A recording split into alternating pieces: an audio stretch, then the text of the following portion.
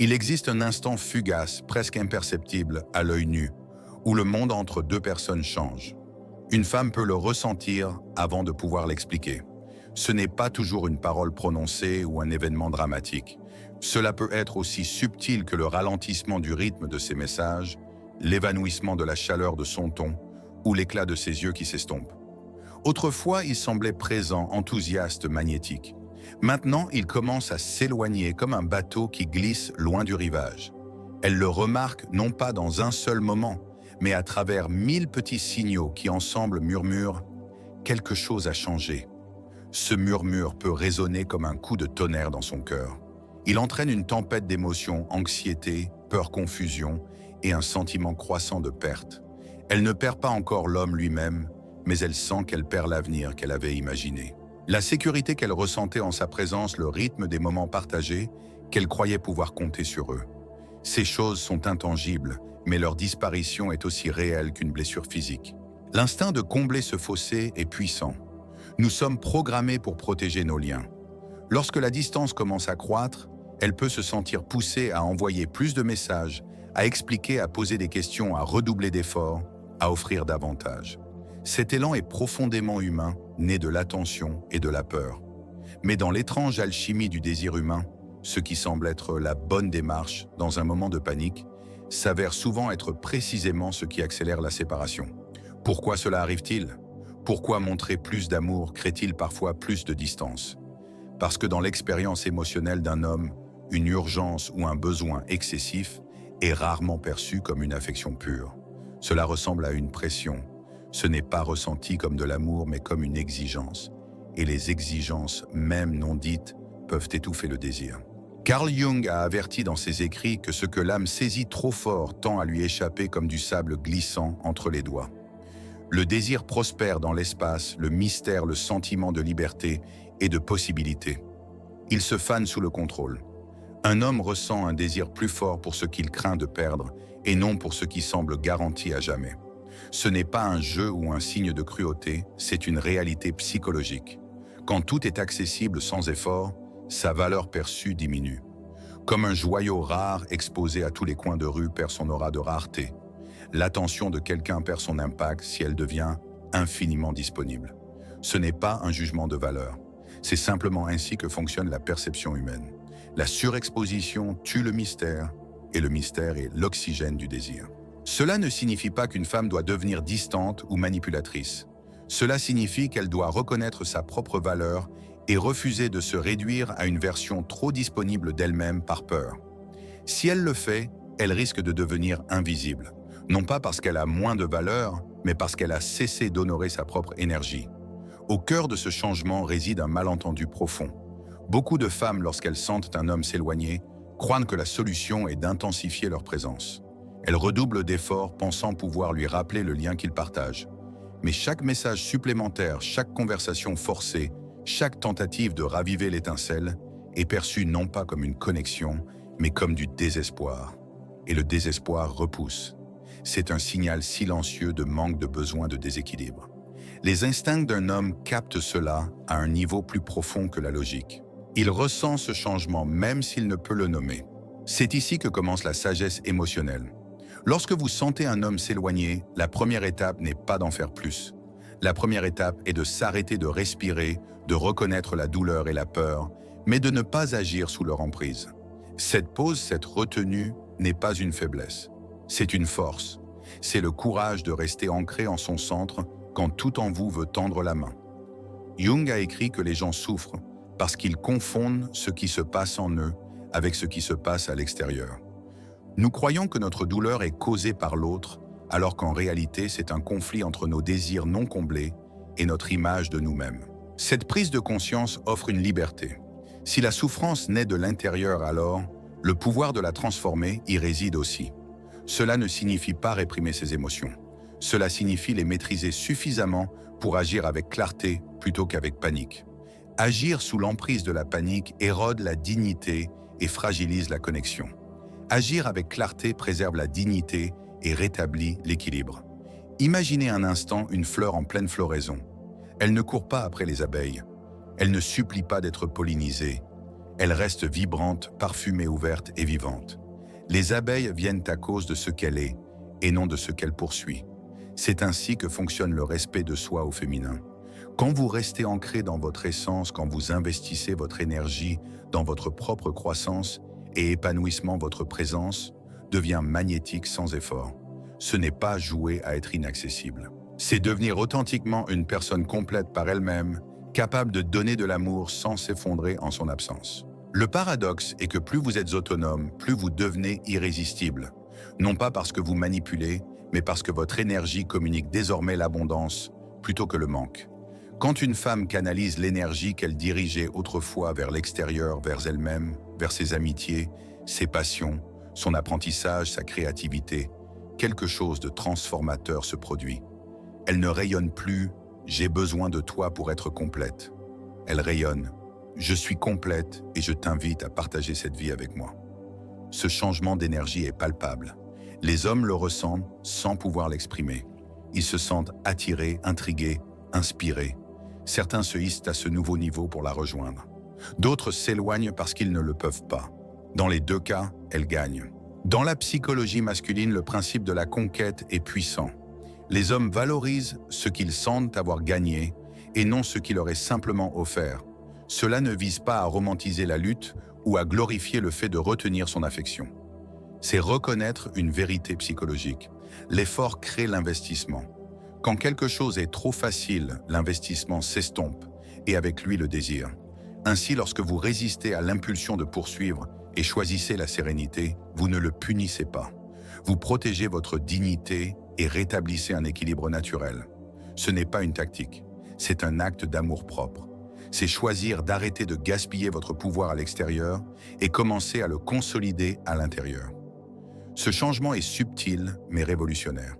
Au lieu d'envoyer un autre message, vous faites une promenade. Au lieu de parcourir ces réseaux sociaux, vous tenez un journal ou méditez. Au lieu de planifier comment le reconquérir, vous planifiez votre propre croissance. Vous redirigez la force de votre désir vers la construction de vous-même. Et lentement, presque imperceptiblement, votre centre de gravité revient à vous. Ce faisant, votre énergie change. L'anxiété s'apaise. Le désespoir s'adoucit. Vous cessez de scruter les signes et recommencez à remarquer votre propre vie. Ce n'est pas de l'indifférence, c'est de la guérison. C'est le processus de se souvenir de qui vous étiez avant que la peur ne prenne le dessus. Et paradoxalement, c'est dans cet état de redécouverte de soi que l'attraction peut respirer à nouveau.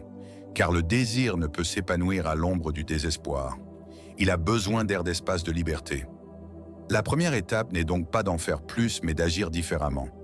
De reconnaître que votre valeur ne dépend pas de l'attention d'un homme. De comprendre que vous ne perdez pas votre valeur simplement parce que l'intérêt de quelqu'un semble diminuer. Le joyau ne cesse pas d'être précieux parce qu'une personne s'en détourne. Il reste rare, lumineux et plein de valeur. Reclaimer cette perspective change tout. Cela vous empêche d'agir impulsivement et vous met sur le chemin de la maîtrise émotionnelle. Cela détourne votre attention de l'extérieur. Son comportement, ses messages, son retrait, vers l'intérieur. Votre ancrage, votre respiration, votre énergie. C'est là que naît le véritable amour de soi. Chaque fois que vous choisissez le silence plutôt que le désespoir, vous renforcez votre propre valeur. Chaque fois que vous investissez en vous-même, au lieu de mendier l'attention, vous fortifiez vos fondations. Chaque fois que vous résistez à l'impulsion de poursuivre, vous récupérez un fragment de votre dignité. Et la dignité est profondément attirante. Voici le tournant. Le moment où vous cessez de vous accrocher à ce qui s'échappe et où vous vous accrochez à vous-même, où vous passez de la poursuite à l'attraction de la peur, au respect de soi, de l'anxiété à la présence. Cela peut sembler contre-intuitif au début, mais c'est le chemin vers la liberté. C'est ainsi que vous cessez d'être à la merci de l'attention d'un autre et que vous recommencez à vivre en étant le centre de votre propre vie. Lorsqu'un homme commence à s'éloigner, la femme qui a entrepris de reprendre son centre ressent le frisson de la peur, mais apprend à ne pas se laisser dominer par elle. C'est là que la transformation s'approfondit. Au lieu de réagir, elle observe. Au lieu de pousser, elle laisse de l'espace. Et dans cet espace, quelque chose de crucial se produit. Elle commence à entendre sa propre voix à nouveau. Cette voix douce et stable enfouie sous la panique. Celle qui murmure « Tu es toujours entière, tu es toujours digne, tu es toujours là ». Cette voix intérieure est facilement noyée lorsque la peur prend le dessus. La peur exige l'urgence. Elle insiste pour que quelque chose soit fait immédiatement, sinon tout sera perdu. La peur, c'est la saboteuse de la dignité. Elle vous fait oublier qui vous êtes et ce que vous apportez. Mais lorsque vous résistez à l'impulsion d'agir sous l'emprise de la peur, une nouvelle sensation émerge: le pouvoir. Le pouvoir n'est pas une question de contrôle sur autrui, c'est le contrôle de soi. Ce passage de la peur au pouvoir est l'essence véritable de la maîtrise émotionnelle. Vous ne pouvez pas empêcher quelqu'un de changer d'avis, de se retirer ou de choisir un autre chemin. Mais vous pouvez vous empêcher de perdre votre dignité dans ce processus. Vous pouvez vous empêcher de vous diminuer, de vous accrocher, de supplier. Cette retenue n'est pas de la répression, c'est une transformation. Jung enseignait que résister consciemment à une impulsion n'est pas un déni, mais une transmutation d'énergie. L'impulsion brute de la peur devient l'énergie raffinée de la maîtrise de soi. Imaginez-vous au bord d'une mer agitée par la tempête. Les vagues d'anxiété immenses s'écrasent sur vous, vous poussant à courir ou à plonger. Au lieu de cela, vous restez immobile. Vous ancrez vos pieds dans le sol. Vous laissez les vagues s'écraser et se retirer. Vous réalisez que la tempête n'est pas vous, elle est autour de vous. Et dès que vous le comprenez, la tempête perd de son pouvoir. C'est cela la maîtrise émotionnelle en action. La clé ici n'est pas un détachement froid, c'est une présence ancrée. Vous n'ignorez pas vos émotions, vous les ressentez sans les laisser dicter votre comportement. Vous vous dites: oui, j'ai peur, oui, il me manque, oui, j'ai envie de tendre la main, mais je ne me trahirai pas pour apaiser ma panique. Ce n'est pas de l'indifférence, c'est du respect de soi. À mesure que vous pratiquez cela, quelque chose de subtil change dans votre attitude. Votre énergie cesse de rayonner le désespoir et commence à rayonner le calme. Votre regard change. Votre posture change. Même votre voix change. Les gens autour de vous le remarquent, même s'ils ne peuvent pas le nommer. Vous êtes passé de la quête de validation à son incarnation. Et c'est la fondation de la véritable attraction. Car l'attraction dans sa forme la plus profonde ne repose pas sur l'apparence ou le charme. Elle repose sur l'énergie, sur la façon dont on se sent en votre présence. Lorsque vous ne dégagez plus la vibration du besoin, lorsque votre énergie dit « je te choisis mais je n'ai pas besoin de toi », vous créez l'espace où le désir peut exister. Cet espace, c'est le mystère. Le mystère, ce n'est pas cacher des informations. C'est préserver votre intégrité. C'est avoir une vie, un monde, un but au-delà d'une seule personne. C'est être la fleur qui pousse vers le soleil, peu importe qui la remarque. Le mystère est magnétique car il suggère qu'il y a encore à découvrir. Il éveille la curiosité, le désir, la poursuite. Quand vous vivez en étant votre propre centre, vous restaurez la polarité naturelle du désir. Dans la psychologie masculine, l'élan d'approcher, d'explorer, de conquérir est éveillé par l'espace, non par l'étouffement. Un homme se sent plus vivant lorsqu'il avance vers quelque chose qu'il admire, plutôt qu'en étant attiré dans quelque chose qu'il perçoit comme needy. Ce n'est pas un jeu, c'est une danse. Et comme toute danse, elle nécessite du rythme, de l'attention et de la relâche. C'est pourquoi le silence stratégique est si puissant lorsqu'il est pratiqué avec intégrité. Il ne s'agit pas de punir ou de manipuler, il s'agit de créer l'espace où la vérité peut émerger. Le silence donne à chacun la chance de ressentir ce qui est réel, de remarquer ce qui reste quand le bruit s'arrête. Il permet à l'autre de ressentir votre absence, de noter le vide, de se souvenir de votre singularité sans que vous ayez à le lui rappeler constamment. Il vous permet de ressentir votre propre force, de vous ancrer à nouveau dans votre propre vie. Mais le silence seul ne suffit pas. Il doit être accompagné d'un investissement en soi. C'est là que votre énergie se tourne vers l'intérieur et vers le haut. Vous la versez dans vos amitiés, vos passions, votre corps, votre esprit, votre âme. Vous prenez le temps que vous auriez passé à vérifier votre téléphone pour un message de sa part et l'utilisez pour apprendre quelque chose qui vous a toujours attiré pour bouger votre corps, méditer, créer. Ce n'est pas une distraction, c'est une recalibration. Chaque fois que vous investissez en vous-même, vous envoyez un message puissant à votre subconscient: je suis ma propre source, je suis mon propre centre. Ce message commence à réécrire l'histoire intérieure qui dit « je ne suis pas assez sans qu'il me choisisse ». À la place, l'histoire devient « je suis assez quoi qu'il arrive ». Et s'il souhaite faire partie de cette plénitude, il est le bienvenu. Cette réécriture intérieure change la réalité extérieure. Les hommes le ressentent. L'homme qui s'est éloigné commence à percevoir la différence. Non pas parce que vous essayez de le provoquer, mais parce que vous avez cessé de gaspiller votre énergie vers lui. Il ressent la perte de cette énergie, l'absence de votre disponibilité constante, et cela le déstabilise. Certains hommes reviendront attirés par ce magnétisme renouvelé, d'autres non. Dans les deux cas, c'est une victoire pour vous car vous avez retrouvé votre être. Pensez-y ainsi avant votre attention et votre énergie était là comme une rivière coulant entièrement vers lui. Maintenant, vous avez construit un barrage et redirigé le flux pour nourrir votre propre terre.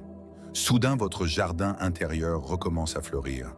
Les couleurs reviennent sur vos joues, l'éclat revient dans vos yeux. Vous ne restez plus à attendre près du téléphone. Vous êtes dehors dans le monde en train de vivre. Cette transformation ne peut être simulée. Elle doit être vécue.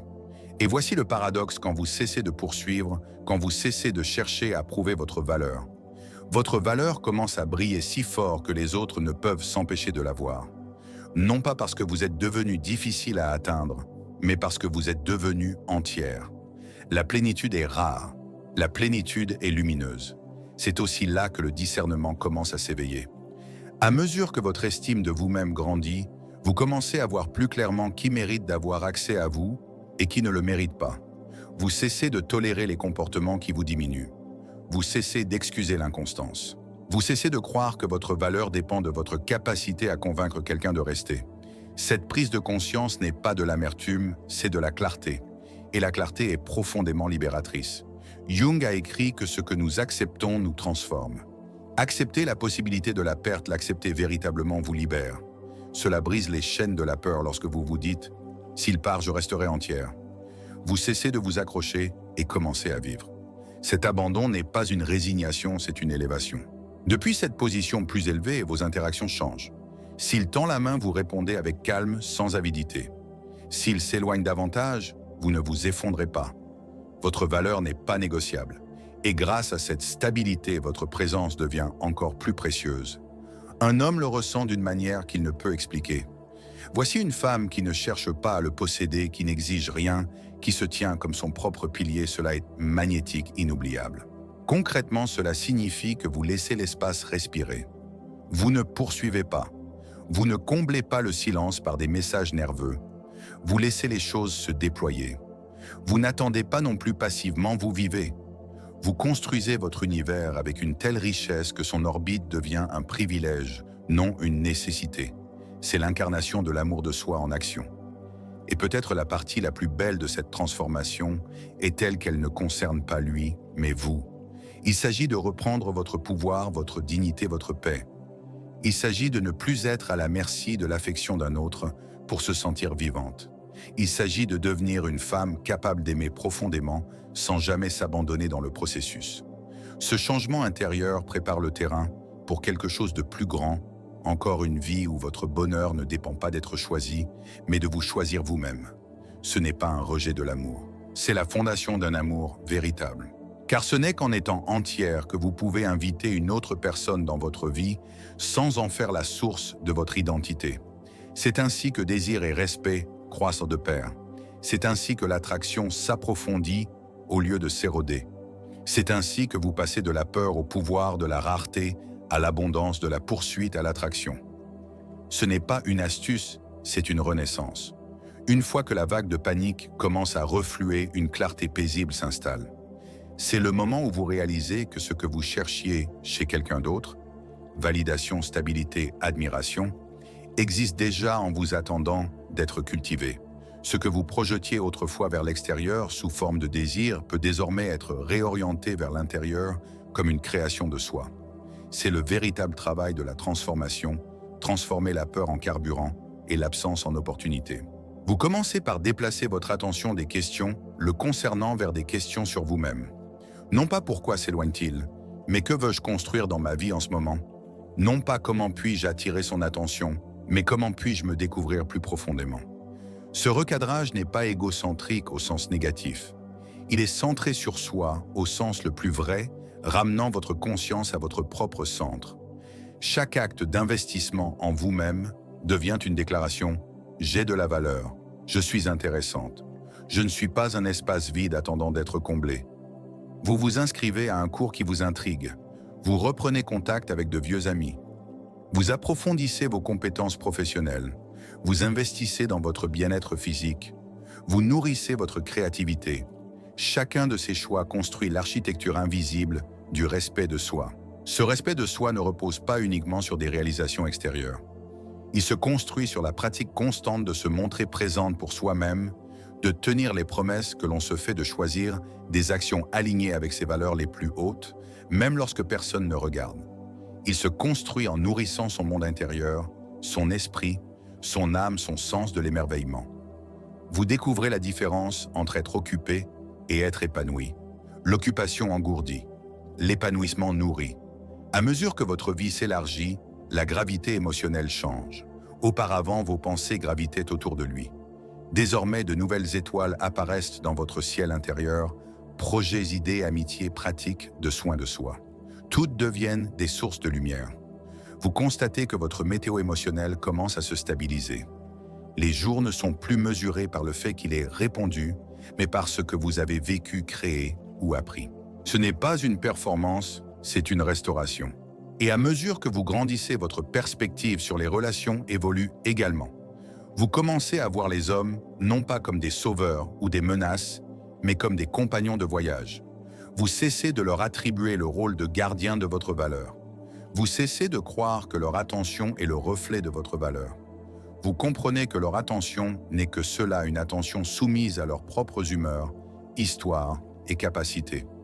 Cette réalisation vous libère du tourbillon des réactions. C'est là que naît un véritable discernement, car vous n'êtes plus désespéré. Vous voyez plus clairement. Vous pouvez distinguer un homme véritablement compatible avec votre moi en évolution de celui qui ne l'est pas. Vous remarquez des schémas qui étaient autrefois masqués par votre désir d'être choisi. Vous observez comment un homme se traite lui-même, comment il traite les autres, comment il gère la déception. Vous voyez si ses actes correspondent à ses paroles. Et parce que vous êtes ancré, vous pouvez vous éloigner de ce qui ne vous sert pas sans vous effondrer. Ce n'est pas devenir dur ou cynique, c'est devenir lucide. L'amour n'est pas aveugle. L'amour, c'est la clarté.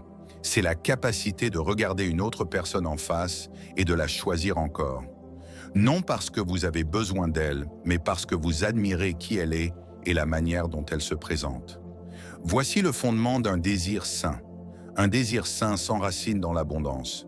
Il affirme « Je suis complet, je vois ta complétude, et ensemble nous pouvons créer quelque chose de plus grand. » L'attachement toxique lui prend racine dans le manque.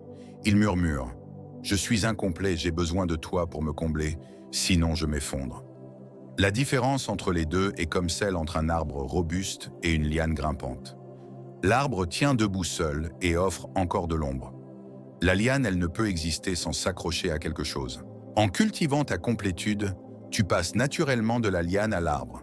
Tu peux toujours désirer l'intimité, mais ce n'est plus une quête désespérée. C'est une invitation ouverte. Ce changement transforme non seulement ta relation aux hommes, mais aussi celle que tu entretiens avec toi-même.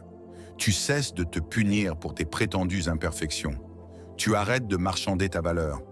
Tu ne te vois plus comme un projet à parfaire avant d'être digne d'amour. Au contraire, tu te reconnais déjà comme précieuse, rayonnante, suffisante. Jung écrivait que l'âme recherche instinctivement ce qu'elle ne possède pas encore, car le désir naît dans l'espace entre soi et l'autre. Dans cet espace, quelque chose de magique opère. En ne te fondant pas dans une autre personne, tu maintiens une tension créative qui nourrit la passion. Cela ne signifie pas retenir ton affection ou jouer des jeux. Cela veut dire respecter le rythme naturel de la proximité et de la distance du donner et du recevoir. Concrètement, cela peut se traduire par ne plus répondre immédiatement aux messages, non par manipulation, mais parce que tu es véritablement engagé dans ta vie. Cela peut signifier laisser passer un week-end sans chercher à provoquer une rencontre, parce que tu voyages, tu apprends, ou tu savoures simplement ta propre compagnie.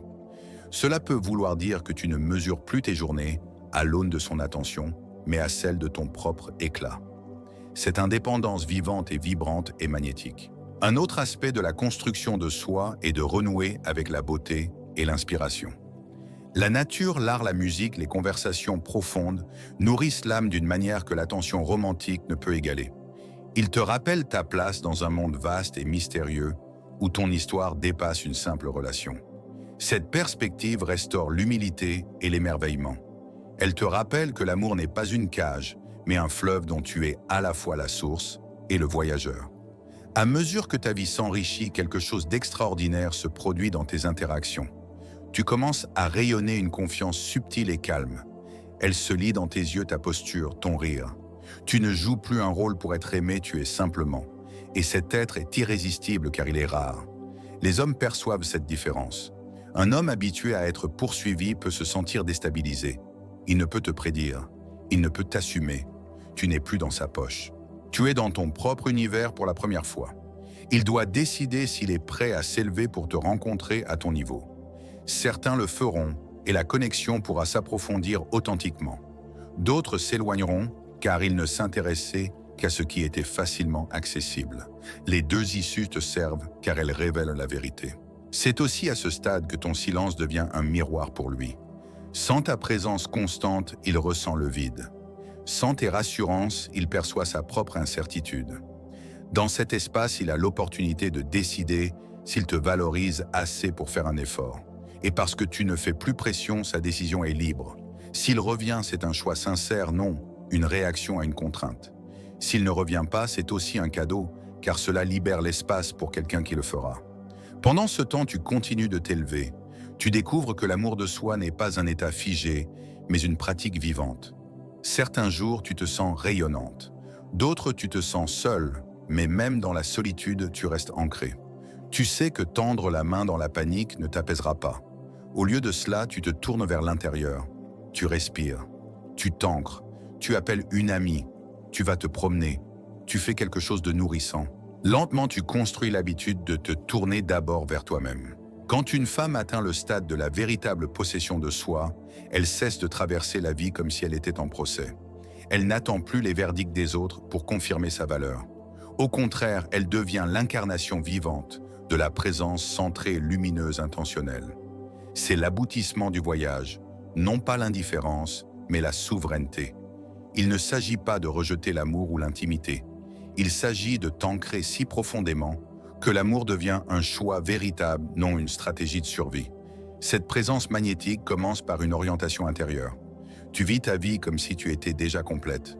Tu ressens encore du désir, de la passion, de la vulnérabilité, mais ces émotions s'écoulent dans un contenant de respect de soi. Elles ne débordent pas dans l'auto-aban.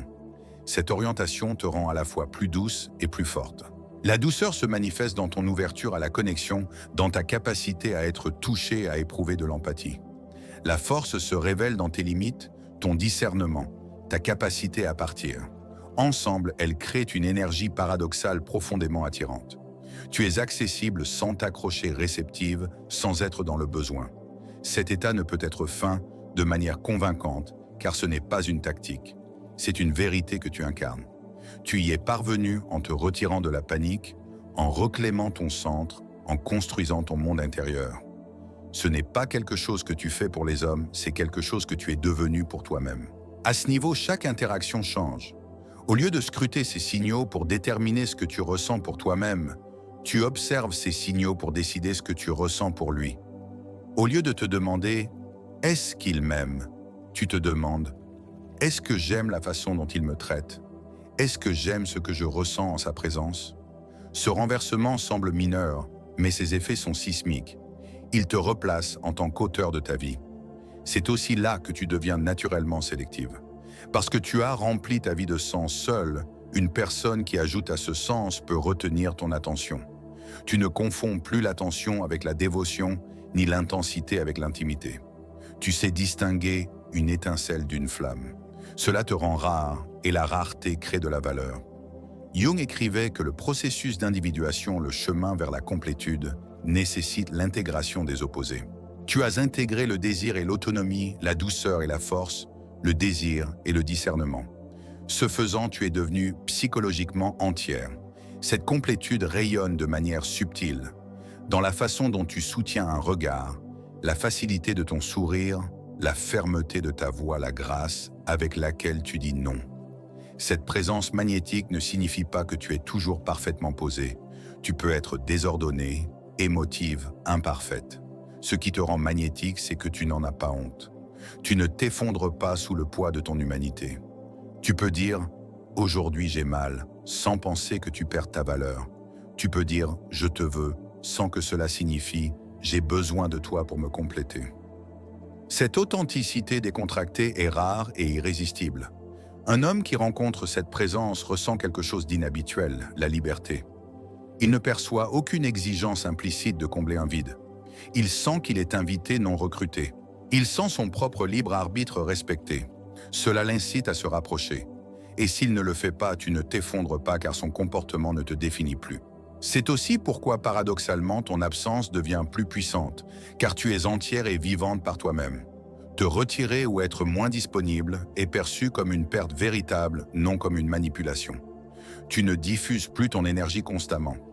Ainsi, quand tu es absente, l'espace que tu laisses est notissable. Ta présence devient un cadeau, non une évidence. En pratique, vivre avec une présence magnétique ressemble à ceci. Tu maintiens tes amitiés et tes passions, quel que soit ton statut relationnel. Tu investis dans ton apparence, ta santé et ton développement pour ton propre plaisir, non pour appâter quelqu'un. Tu exprimes de la gratitude sans t'accrocher. Tu réponds à l'inconstance avec curiosité d'abord, puis avec des limites plutôt qu'avec panique. Tu ne délègues pas ta régulation émotionnelle. Tu sais t'apaiser toi-même. Tu célèbres tes victoires et traites tes pertes avec d'autres systèmes de soutien que ton partenaire. C'est l'opposé des jeux. Les jeux simulent artificiellement la rareté et le mystère. La présence incarne naturellement la valeur et la profondeur. Les jeux érodent la confiance. La présence la construit. Les jeux te font sentir comme une actrice. La présence te fait sentir toi-même. Un autre aspect puissant de la présence magnétique est ta relation au temps. Tu cesses de précipiter les processus émotionnels. Tu laisses l'attraction se déployer à son rythme naturel. Tu donnes de l'espace à la curiosité, à la découverte et à l'anticipation car tu n'es plus guidé par la peur de perdre.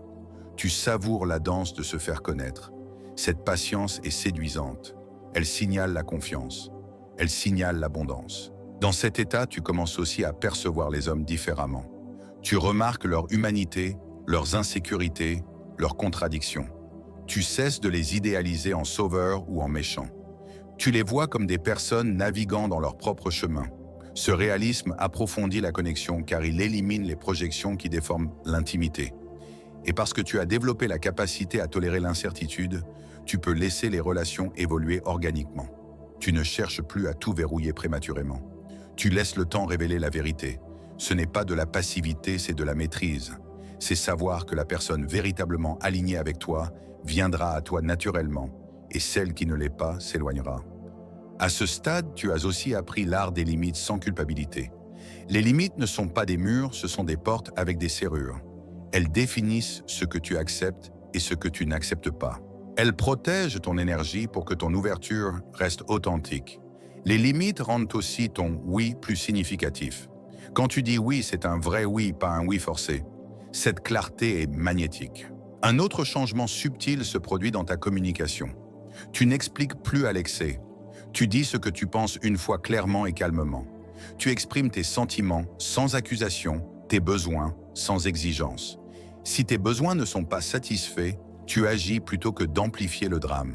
Cette simplicité signale le respect de soi et la maturité émotionnelle. Ton langage corporel change aussi. Quand tu entres dans une pièce, tu ne cherches plus l'approbation. Tu es présente, ancrée. Tu te déplaces avec une aisance délibérée. Tu établis un contact visuel sans peur. Tu souris sans chercher. Cette physicalité transmet ton état intérieur avant même que tu ne dises un mot. À ce stade, tu cesses aussi de mesurer le succès par le fait qu'un homme particulier te choisisse. Tu mesures le succès par la manière dont tu as vécu authentiquement, par ton alignement, par la grâce avec laquelle tu as surmonté les défis. Cette mesure te libère du jeu à enjeu élevé de la validation romantique.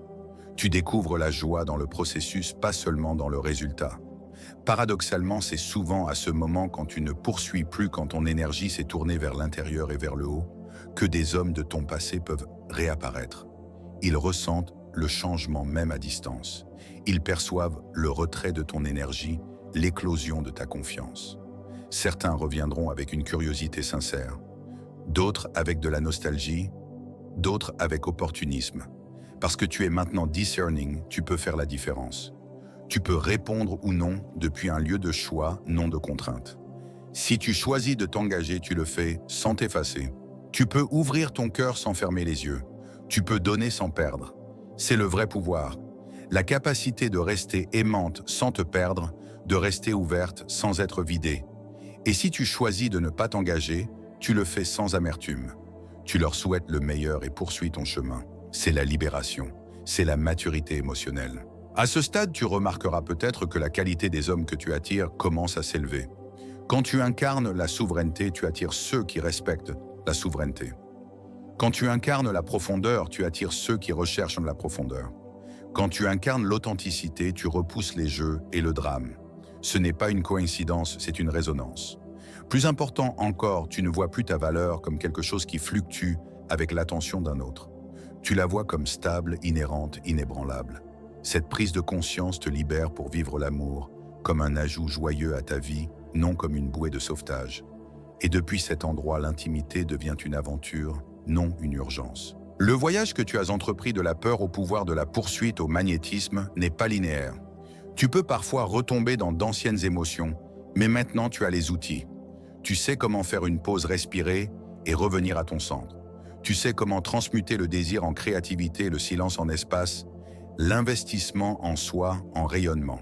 En fin de compte, le secret pour qu'un homme ressente ton absence, te regrette et te respecte n'est pas une question de tactique. Il s'agit de devenir une femme dont la présence est un monde en soi. Un monde si riche, si vivant, si ancré que quiconque y pénètre se sent privilégié. Quand tu vis ainsi, l'absence n'est pas une menace, mais une affirmation. Tu es ton propre centre, et toute connexion avec toi est un privilège, non une possession. C'est l'art de la présence magnétique. Ce n'est pas un masque que tu portes, ce n'est pas un jeu auquel tu joues. C'est un état d'être que tu cultives, qui te rend inoubliable, car tu t'es souvenu de toi-même. Salut, si cette vidéo t'a touché, imagine ce qui arrive ensuite. Chaque semaine, nous partageons de nouvelles perspectives, des conseils puissants et des stratégies concrètes pour t'aider à grandir, te transformer et devenir la meilleure version de toi-même. Ne te contente pas de regarder et de passer à autre chose. Fais partie de notre communauté. Clique sur le bouton d'abonnement maintenant et active la cloche pour ne jamais manquer une mise à jour. En t'abonnant, tu dis à l'algorithme et à toi-même « Je suis prête pour plus de croissance, plus de clarté et plus d'action. » Et nous serons là chaque semaine pour t'accompagner. Alors abonne-toi aujourd'hui, active les notifications et rejoins des milliers de personnes déjà sur ce chemin. Ensemble, nous créons un espace où l'amour de soi, la transformation et le vrai succès ne sont pas que des mots, mais des habitudes. Clique sur s'abonner maintenant et continuons à grandir. Ton prochain déclic commence